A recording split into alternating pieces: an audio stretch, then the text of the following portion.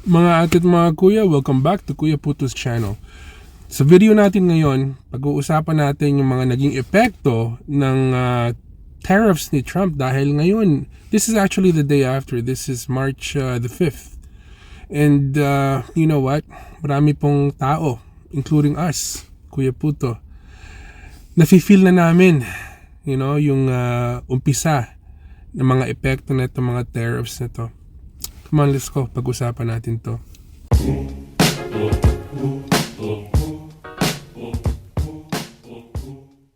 So guys, today is March 5th. This is the day after na implement yung tariff ni Donald Trump. 25% all across the board, right? Na-delay nga to ng isang buwan eh. Dapat nung isang buwan pa to nangyari. But, powers that be deemed it delay daw nila. Well, anyways, today is the day after. And I'll tell you this. Nakakatakot. Yes, nakakatakot. Maraming tao hindi nila naiisip yung impact nito, but it has a very, very significant impact sa economy natin, sa buhay natin dito sa Canada. Where do I start? Di ba na-mention ko na apektuhan ako, pamilya namin.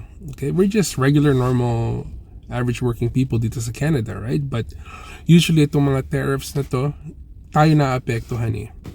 So paano nga bang naapektuhan si Kuya Puto? Not just me, but like millions, if not billions of other people out there initially. So a couple days before March 4, okay, yung mga tao na nag-invest sa mga, crypto, stock market, those types of portfolios, right? Bumagsak po. Ang laki ng bagsak.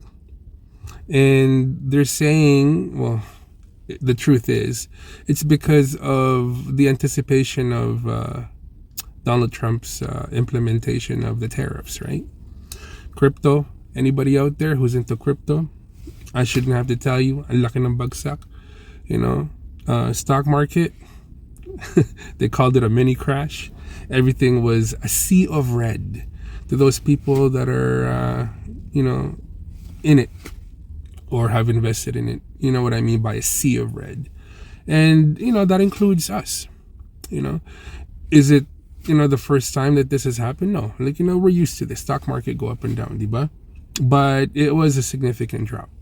Yeah, a lot of people, I could only imagine, but tens of thousands, hundreds of thousands, some in the millions. That's the truth. But such is the stock market, and if you do decide to invest in it, this is the type of like up and down swings that you should be used to, diba? So yeah, that's number one. Nagtank yung stock market and all different types of portfolios out there, investment portfolios. So now let's talk about what the markets did. The Dow down 700, S&P down 100, NASDAQ down almost 500. What's going on?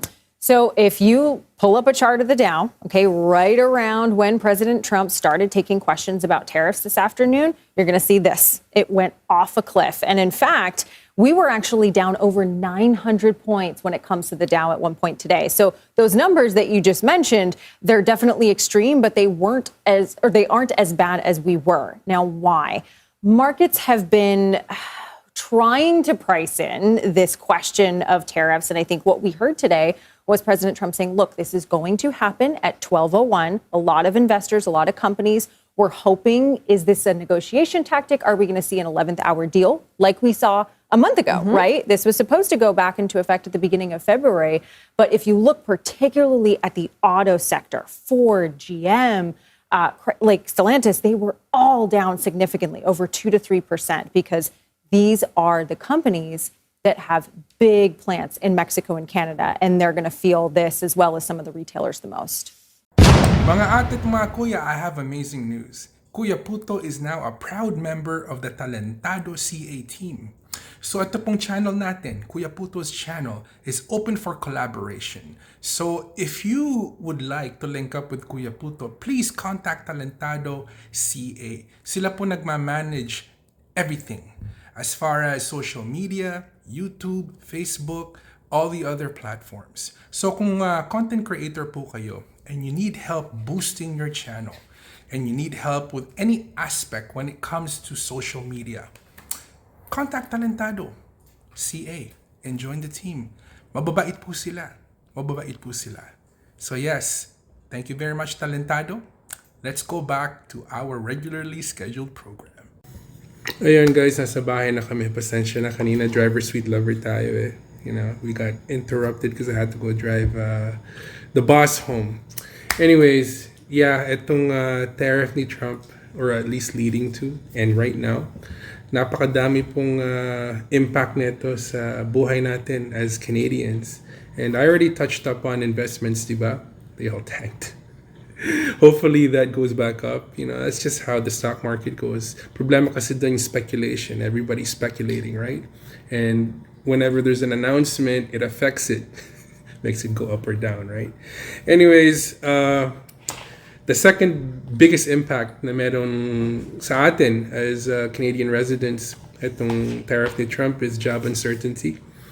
Dahil yung Canada and US po, you know, we codepend on each other. We're very, very integrated, right? Best example is oil and gas and the automotive industry. You know, napakadami pong mga Canadians na nagtatrabaho dun sa sector na yon. And now that there's, you know, actually na-delay nga to for another month, right? Just this aspect, itong automotive industry. Anyways, marami pong tao, marami pong mga residents, mga kabayans, everybody, you know, na nagtatrabaho sa sector na yon. And medyo nakakatakot because hindi po nila alam kung ano mangyayari dun sa industry nila. Dahil, you know, the implementation of 25%, napakalaking hit po nun sa bottom line ng mga manufacturers, right? Dahil ibig sabihin nun, there's a possibility na the end product, which is mga kotse, for example, sa automotive industry, tataas ng 25%. Marami na po ako nakita na reports sa news, right? Sinasabi nila, like a typical pickup truck, for example, can go up from, like, you know, MSRP $60,000 to $80,000 to $85,000 or more overnight because of these tariffs. Naisipin nyo, ang mahal na nga ng kotse ngayon, tapos tataas pa ng ganun kataas because of these tariffs. Sino pa makaka-afford bumili nun, di ba? So what happens when that happens? Ibig sabihin, konti ang bibili ng kotse. I sold order for a customer, $80,000 truck. It's $100,000 now. So he's not going to buy the truck. It's going to sit on my lot at you know, the higher interest rates we're paying right now for floor plan, and nobody's going to buy the truck because it just had a $20,000 price increase. Right. Kelly Blue Book will put the number up. They say the average vehicle will go up by about $3,000. Does it sound right to you? No, it will not. We don't have the broad stroke. We don't have the linear, the tight strokes. But to me, it's a 25% tariff. So that affects our parts that come from over these countries, and a whole bunch of our cars. So kung bababa yung demand para sa kotse, sa mga trucks or whatever, ibig sabihin, they have to cut back on production or even cut back on manpower, which is labor. So, or even worse, you know, they might even consider relocation, right? So ano ibig sabihin nun sa mga tao nagtatrabaho dun sa mga sector na yun? So, yeah, it's very, very scary. There's a lot of raw goods that we supply the United States, which comes back to us dito sa Canada as a finished product, right? And tied with those industries are people that are working, okay? And they're just like you and me, you know, average working people. And we are the ones that are affected by this. Isipin nyo, if you're one of those people that depend on these industries for your income, for your paycheck, kung meron kayong mga planong bumili ng, like, you know, any kind of high ticket item, maghihintay po yun. You know, you're gonna tighten your belt. You know, you're gonna spend accordingly because you don't know kung meron pa kayong trabaho bukas. You don't know kung susweldo pa kayo bukas, diba? Because of the 25% tariff. And it's sad, but that's the reality that we are in right now. Another impact that this will have on us, both Canadians and American residents, is yung mga goods and services na parang nasanay tayo. Let's start with food, right? Because everybody eats, including Kuya Puto. Pagdating po sa pagkain, expect the prices to go up. Yeah. Dahil just like with anything else, when 25% tariffs are implemented, ibig sabihin po nun, more than likely, yung overhead ng mga manufacturers will go up. And that will be passed on to the consumer, which is you and me, di ba? So marami po tayong nakukuha ng mga produkto galing sa United States na, nasanay na tayo and it became like part of our lives, everyday lives, right? Like for example, oranges, okay? Marami pong mga oranges na gagaling sa States. And dadating dito sa Canada, magmamahal ng 25% or more because, the manufacturers have to pass on that extra expense, extra overhead to consumer. And that's just an example. Ngayon nga, isipin nyo, yung mga itlog. Mahilig tayong kumain ng itlog sa umaga, di ba? $5 or $6 na nga yata yung isang dosena. Expect that to go up too because you know why? Dahil yung mga produktong yan, yung mga pagkain na yan, hindi naman na yung grocery store ang gumagawa. It gets shipped to the grocery store. And what does it need for these products to get shipped to the grocery store? Gasolina, petroleum products. And that's another aspect that's being hit by the United States because of these tariffs, right? So pag tumaas ang gasolina, ibig sabihin, transport cost goes up, overhead goes up, and that gets passed on to the consumer, di ba? So lahat tataas associated with anything that gets shipped. So, ang sakit sa bulsa nun. Ngayon nga, napakamahal na ng grocery. Kagagaling lang namin ni Macy's sa grocery ngayon. $50, halos ilang pirasong pagkain lang, di ba? Expect that to go up even further. So isipin nyo, if you combine that with the uncertainty of, people's jobs, hirap na nga, di na nga kayo makatulog dahil di nyo alam kung meron pa kayong trabaho bukas, kung ano mangyayari sa trabaho nyo. Tapos pagdating pa sa grocery store, the basic human need, which is food, magdadalawang isip pa kayo because more than likely, tataas talaga ang mga presyo.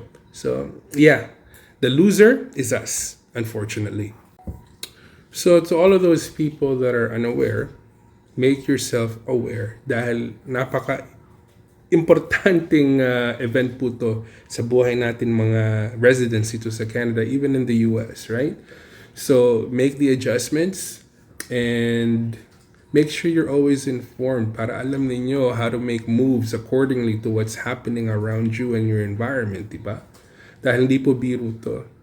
Marami po nagsasabi, this might, this might end up in another recession daw. Well, anyways, I just wanted to share my 2 cents. If you have any comments down below, if you disagree, if you agree, if you have any other opinions, please, share it with us. I'd love to hear about it and share it with our audience, diba? This is Kuya Puto, guys, wishing you good night, good morning, good afternoon, wherever you is in the world. Stay hungry, stay humble. Keep your eyes so strong. I'll see you in the next video. Bye for now.